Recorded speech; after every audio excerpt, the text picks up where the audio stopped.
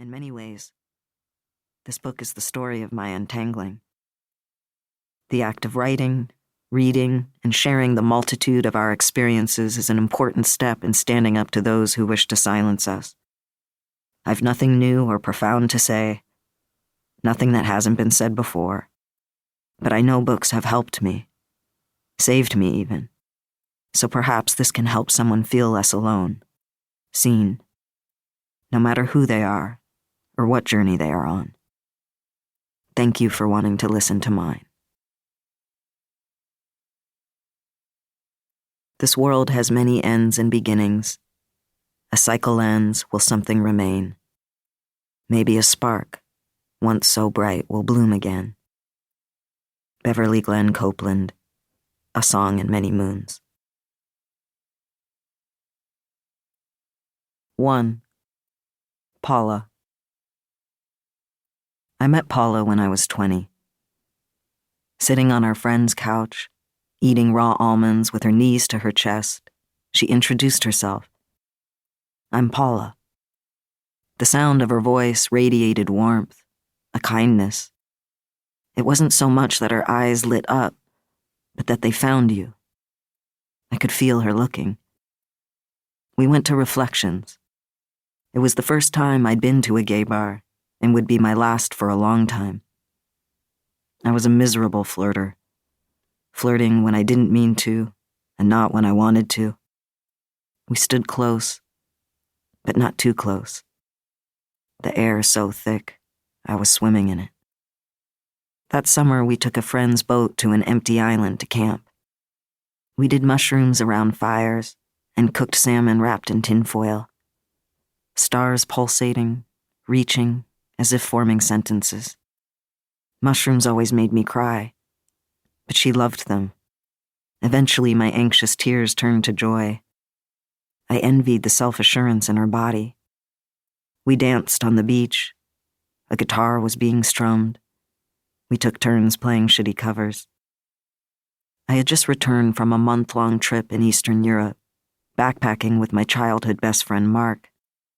We began in Prague and took the train to Vienna, Budapest, Belgrade, and Bucharest. We stayed in hostels, except for one day in Bucharest when Mark was so ill that we got a hotel room with air conditioning. I bought individually wrapped cheese slices from the store and put them in the small freezer of the small hotel room's small fridge. We waited as they became cold, and I pressed damp cloths on the back of his neck and along his spine. When the cheese slices were frozen, I placed them all over Mark's body, and that seemed to help a bit. The room had a jacuzzi, and we sat in it without filling it up, and flipped through the television channels, landing on a porno that incidentally also took place in a jacuzzi. Mark ate the cheese.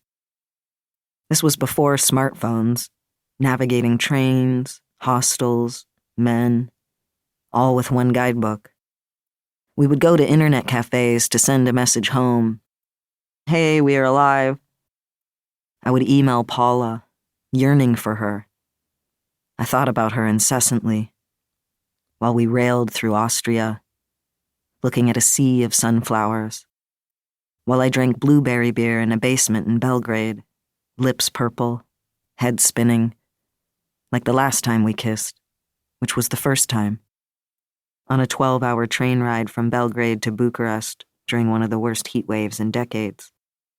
Mark and I lay next to each other on the same bunk, window down with our heads as close to the opening as we could manage. There was no air conditioning, and we had no water. We listened to Cat Power through shared earphones and sipped absinthe. Are you listening to it at the same time? The CD I made you? I wondered, almost saying the words out loud. I watched the night pass by, the Serbian landscape, rural, motionless with its sparse, fleeting lights. I thought of Paula.